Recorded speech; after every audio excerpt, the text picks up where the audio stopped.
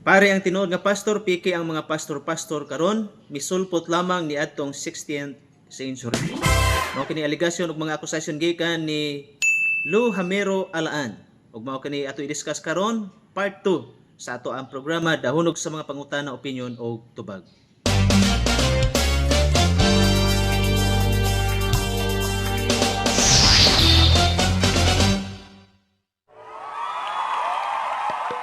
Pahinumdum lamang mga kagalaan ug mga kaigsoon, dili na ko intensyon ang pagpangguba o pagdaot sa lain nga mga sikta sa denomination. Apan ani lamang ako aron sa pagtubag sa mga issues ug mga aligasyon gikan ni Lou Hamero Alaan. Tungod kay ang Biblia nag-ingon diha sa 1 Peter chapter 3 verse 15, dapat andam kamo sa pagtubag sa tanan nga mangutana alang kaninyo may tungod sa mga butang inyong ginalauman. Welcome now sa Higala Igsoon sa atong programa Dahunog sa mga pangutana, opinion ug tubag. Karon atong ipadayon sa pag-discuss part 2 sa pangutana gikan ni Lou Hamero Alaan nga matud pa niya pare ang tinuod nga pastor ug ang mga pastor karon mga piki ug nga mitungalaman ug misulpot niya atong 16th century. Now karon atong tan-awon Higala Igsoon kung unsa ning pare nga gimention sa Bible, unsa ning pastor ug unsa ning mga pare nga naa sa Roman Catholic. Unsaon nato pag-ila unsay original? Kinsa may original, pastor or pare sa Roman Catholic? Atong tan-awon ang Biblia kung unsay gisulti sa Biblia may tungod sa mga pare. Kung naa bagoy pare ug kinsa ang pare sa Roman Catholic Church, mao ba na ang gisulti sa Biblia? Karon atong diskubrehon. No, number 1, nga ang mga pare common kaayo sa Old Testament.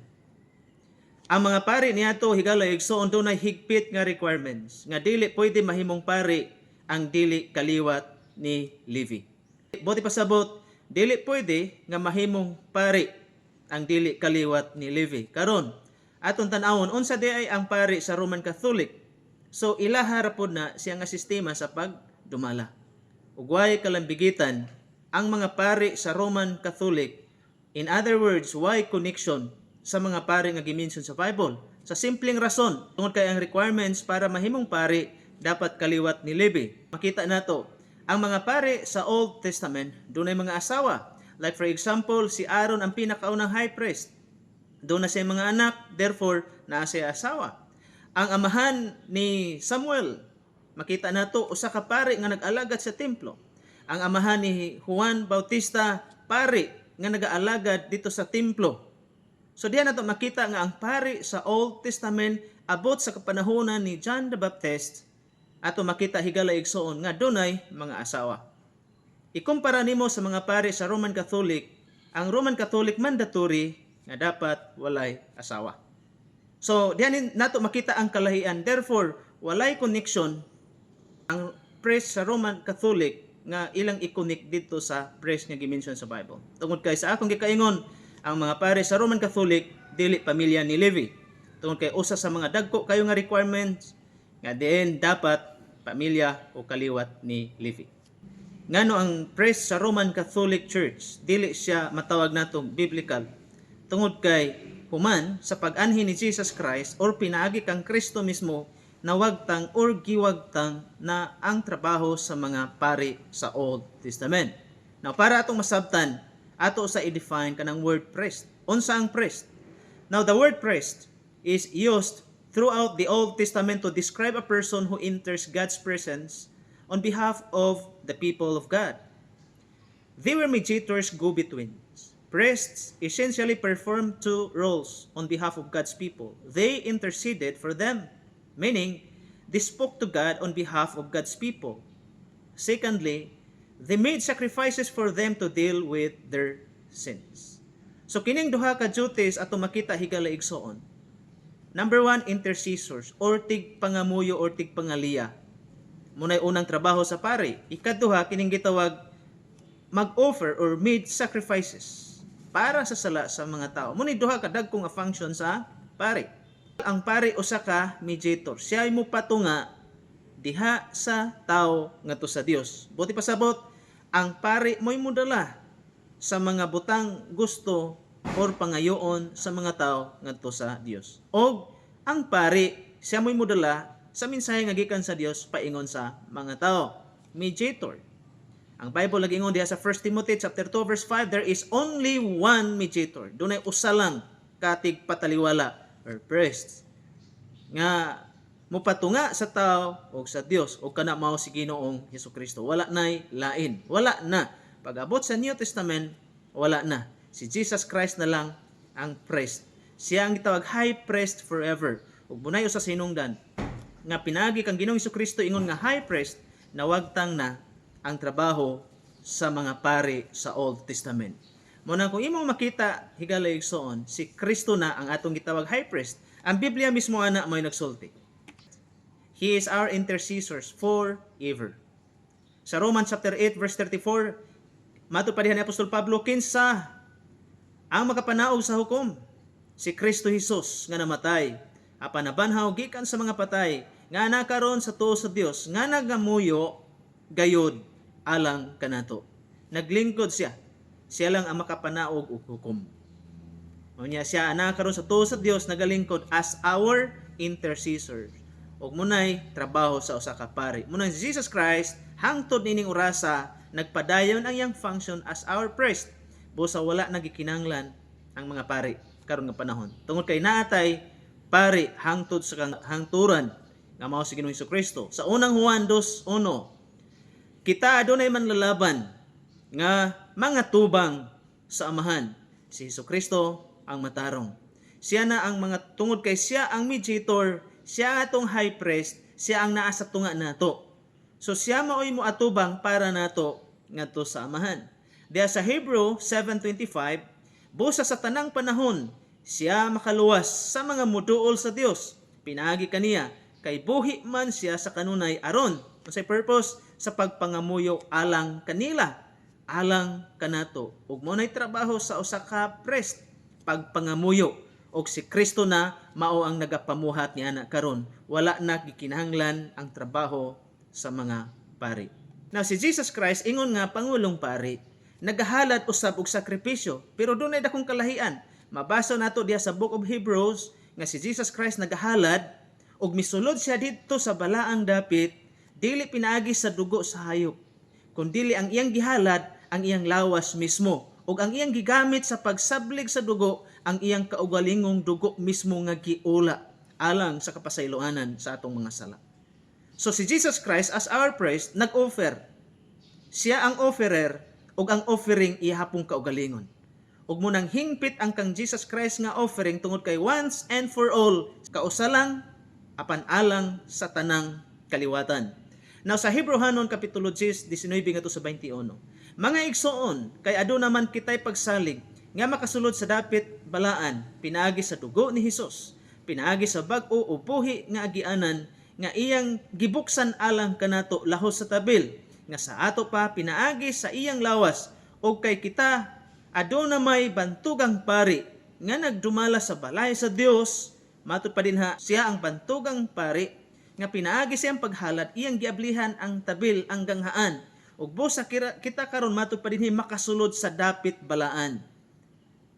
Buti pasabot tanang believers makahimo na sa pagsulod sa dapit nga balaan ug kana mao ang Dios. Munang ang prayer nato di na nato ipaagi ni Pedro, ni Maria o ni bisan kinsa, tungod kay si Kristo mismo iyang giabrihan ang dalan. Si Kristo mismo ang iyang lawas mismo maoy dalan, maoy agianan padulong samahan. Pinaagi ni Kristo makahimo ta sa pagsangpit, sa pagkumpisal diretso ngadto sa Ginoo. Wala na gikinanglan ang trabaho sa pari. Ug munay usa sa mga lig-on nga ebidensya nga wa na gikinanglan ang pari sa New Testament. Wala na gikinahanglan ang mga halad, sakripisyo sa mga hayop nga gitrabaho sa mga pari. Makita nimo sa pagsugod ni Jesus Christ sa iyang ministry, wala siya nag-appoint or nag-ordain og priest. Unsa may iyang gipili? Nagtawag siya sa mga tao, iyang disciples, iyang gihimong mga tinun-an. Sila ni Pedro, Nathanael, uban pang mga disciples. O sa diyang nagsugod kadaghan ang iyang mga disciples, siya nagpili unsa man og 12 ka tawo. Diya sa Matthew kapitulo 10 bersikulo 1 ngadto sa 3. Nagpili siya 12 ka tawo ug iya ning gitawag og unsa man apostoles, dili priest. Sa Lucas 10:1-23, nagpadala si Kristo og 72 ka mga disciples aron sa pagsangyaw sa pagwali. Niya katong 72 dili to mga pari, gitawag lang tog mga tinun-an. So ato makita higala igsoon nga si Jesus Christ dunay usa lang kahut-ong og 12 ka mga tawo nga iyang gipili ug iyang gi-appoint, iyang gi-orden aron mahimong mga apostoles. Wa siya nag-appoint og pari. Sa New Testament atong makita nga si Jesus Christ ug ang mga apostoles wala gud sila nag-appoint og mga pari. Tungod kay wala na sa akong gikaingon, wala na gikinahanglan ang trabaho sa mga pari panahon sa New Testament. Unsa may gi-appoint, unsay gi-ordain no sa mga apostoles og ni Jesus Christ niadto si Jesus Christ nag-ordain og mga apostoles. Dahil ang mga apostoles nag-appoint og elders sa matag local churches. Makita gina nato igalaigson Acts chapter 14 verse 23. Mato pa diha, Paul and Barnabas appointed elders for them in each church, and with prayer and fasting committed them to the Lord in whom they had put their trust. Unsay giingon dinhi higalaigson, they appointed, both Paul and Barnabas appointed elders for them in each church, sa matag local churches. Titus 1:5, the reason I left you in Crete was that you might put in order what was left unfinished, and appoint elders in every town as I directed you. Matod pa dinhi, appoint elders, nga mag-appoint ka, mag-ordin ka, magpahimutang ka og mga elders sa matag lungsod nga dunay congregation. Walay pari, higala igsoon. Ug munay kamaturan, munay gisulti sa Bible, wala jud pari. So karon natong balikan ang pangutana gikan ni Lo Hamero Alaan. Kinsa may fake? Akong balikon nga ang priest karon sa Roman Catholic dili mao tong priest sa Old Testament. Dili to mao. Sa akong gikaingon na atoy mga asawa, mga pamilya to ni Levi. Samtang ang pare karon sa Roman Catholic dili pamilya ni Levi, dili qualify mahimong pare. Ug labaw sa tanan, walay mga asawa. Now tingali, moingon mo, Biblia nagsulti sa dili pag-asawa. Tungod kay matod pa ni Lo Hamero nga diin naay mabasa sa Biblia nga nagtudlo sa dili pag-asawa no sa mga alagad sa Ginoo. Pero atong tanawon ang iyang gi-quote up nga bersikulo. Nana siya sa Matthew kapitulo 19 bersikulo 12. Na matod pa dinhi atong tanawon. Kay may nagkalain-laing katarungan nganong dili makaminyo ang ubang mga tao. May dili gayod makahimo pagminyo tungod kay nataw sila ingon nga yunoko. Ang uban dili makaminyo tungod kay gikapon sila sa mga tao aron mahimong yunoko, ug ang uban voluntaryo nga dili magminyo aron mas makapangalagad sila sa Dios sabta kini kon makasabot kamo. Dunay duha ka tawo dinhi nga gihisgutan, ang yunoko ug ang mga taong nag-alagad sa Ginoo. Now, ang yunoko dili guna priest, nag-serve na sila dito sa mga prinsesa, sa mga prinsipi. Musakap na sila, munang di guna sila maminyo. Ikaduha, katuning mga tao nga voluntaryo nga dili magminyo para mas epektibo ang ilang pag-alagad sa Ginoo. Voluntaryo man na, o niya ang pari mandatory man. So unscriptural ang practice gyud sa priesthood sa Roman Catholic. So moingon ko, ang Roman Catholic makonsidera nato nga sila mo'y sulpot. Sorry no? Ako ra ibalik nimo, Brother Lo Hamero Alaan. Kami imong gitawag sulpot, pero ato makita nga mas nisulpot ang sayop nga doctrine o practices sa Roman Catholic. Like for example, ang priesthood, wala naman na gikinahanglan, nisulpot ra na siya. Kanus ama na nisulpot? Nana diha pa pag-abot sa Rome. Kay mismo sa New Testament time, sa apostolic time, walay priest. From Matthew to Revelation, wala nag-appoint si Jesus Christ ang mga apostoles o priest. Unsa ilang gi-appoint? Elders. Lain pa higala igsoon. Kung moingon mo nga ang mga elder or presbyter or sila ni Pedro ang mga apostoles, priest, walay gingon niya na. Tingali moingon mo dito sa Romans, naman na sa Romans chapter 15 ba tingali kung wa ko masayop. Nga matod pa si Pablo nag-alagad ingon nga pari. Ang inyong hinumduman tanawa ang construction. Grammatically gingon din ha, nag-alagad siya as priest. Dili priest as ingon. Buti pasabot dili ginaiyahang office. Kay unsa may office ni Apostol Pablo? Basahan niyo ang 13 ka mga sulat ni Apostol Pablo from Romans, 1 and 2 Corinthians, Galatians, Ephesians, Colossians, makita nimo hantod na sa Philemon. Matag introduction moingon gid siya Pablo. Ako si Pablo, apostol ni Kristo, gipili ug gitawag pinaagi sa grasya diha kang Ginoong Hesukristo. Apostol ang iyang claim og ang pagpresentar ni Pablo sa iyang kagalingon, apostol siya, gipili ug gitawag pinaagi sa grasya sa Dios diha kang Ginoong Hesukristo. Dili siya pari. Ang mga apostoles dili pari, sama sa pari sa Katoliko. Kung dili ang mga apostoles gyud sila. Ngano man sa simpleng rason, si Pedro naay asawa, bosa dili siya pari ug dili siya pope ug way pulong di sa Bible nga nagclaim nga si Pedro pope. Nato makita sa Matthew chapter 8 verse 14. Sa pagsulod ni Hesus sa balay ni Pedro, nakita niya ang ugangang babae niini nga naghigda og gihilandan. Unsay nakita ni Jesus Christ sa pagsulod niya sa panimalay ni Pedro? Nakita ni Jesus Christ ang ugangan nga babae ni Pedro. Busa kung naay ugangan si Pedro, naa siya asawa. Therefore, si Pedro dili pare og dili bishop or dili siya pope. Then sa 1 Timothy chapter 3 verses 1 to 6, mga presbyters, katuding mga leader, mga tigdumala, mga pangulo sa matag local churches niadto sa Ephesus, sa Corinto, sa Galacia, no, sa Philadelphia, tanan ni nga mga congregation, mo ni mga nagdumala, mga presbyters. Onya mga minyo to sila, dili to sila mga pari. Kay ngano man, naaman sila'y asawa, naa sila'y mga anak. No, para atong masabtan, atong basahon. Unang Timoteo 3:1 ngadto sa 6. Kasaligan kini nga pulong, kung adunay nagtinguha sa katungdanan sa pagkapangulo sa iglesia, nagtinguha siya og usa ka maayong buluhaton. Ang pangulo sa iglesia kinahanglan nga dili sa lawayon, bana sa usa ka asawa. Mapinungganon sa kaugalingon, buotan, ligdong, maabi-abihon, maayo sa pagpanudlo. Dili palahubog, dili tigpang dapat, hinoon lumo, dili palaaway, og dili mahigugmaon og salapi.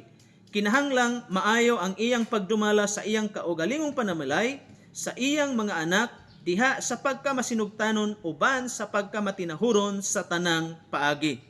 Dinhi nato makita nga ang presbyter, bishop, pastor, dunay usa ka asawa lang gyud dapat ilang batunan. Then mato pa dapat dili palahubog. Dayon dapat maantigo siyang mudumala sa iyahang asawa o sa iyang mga anak. Muna mga presbyters na asawa. Therefore, ang presbyters dili pari ug wa gyud pari sa New Testament time. Sa apostolic period walay gitawag pari. Sa atong conclusion, unsa di ang pari karon? Ang mga pari karon sa Roman Catholic atong sabton, with your respect no sa Roman Catholic Church. Wala ko intention sa pagdaot, pero akong girespeto nga mo na structure sa ilahang or sa inyohang denomination. Namoy priest, bishop, cardinal, dayon pope. Amo nang gisabot. Pero ang butang nga wala nako ganaha, ilabi na si Lu Amero Alaan, nga grabe ra kayo mo mga atake. Among gisabot og nagrespeto. Pero sa akong gikaingon, wala na sa Biblia. Sa laktod, misulpot lang ang Roman Catholic priest sa panahon nga din ang Roman Catholic nahimo ng official state religion dito sa Rome right after sa 313 AD, after sa declaration ni Constantine katong gitawag Edict of Milan, nga ang unod sa mga edict sa Milan moto siya gitawag Edict of Toleration, nga gihatagan nag freedom kagawasan ang Christian dito sa Rome. So daghan ni sulod sa Christianity, mga powerful nga mga tao, mga politician nga tao ni sulod na sa Christianity ug didto nagsugod ang corruption. Dayon ang bishop sa Rome buot siya nga mahimong tawgon nga bishop of bishops. So dito na nagsugod mo nang sauna lang nana ng mga division. So karon ni sulpot diha na pod ni sulpot ang mga priest sa Roman Catholic, sa ngalan lang daan Roman Catholic priest. Dito na sa Rome ni sulpot. So mangayo lang ko og pasensya niya na no. Di unta ko ganahan nga musulti niya na. Pero agig pagtubag sa akusasyon ni Lu Amero, si Apostol Pablo mismo nag-ingon, og ang iyang mga gasa mao nga ang uban mahimong mga apostoles, ang uban mga propeta, ang uban mga ebanghilista, ang uban mga pastor ug mga magtutudlo walay pari nga gimension dinhi higala igsoon. Brother Lou Hamero Alan, ako magapanghinaot nga ang Dios magpanalangin sa imong kinabuhi. Kalma lang, medyo sakit-sakit na gid imong mga akusasyon. Pero okay lang. Ako mga pagampo sa imong kinabuhi nga ang Dios maglamdag pinaagi sa iyang balaan nga Espiritu Santo. God bless, ang Dios magpanalangin sa imong kinabuhi.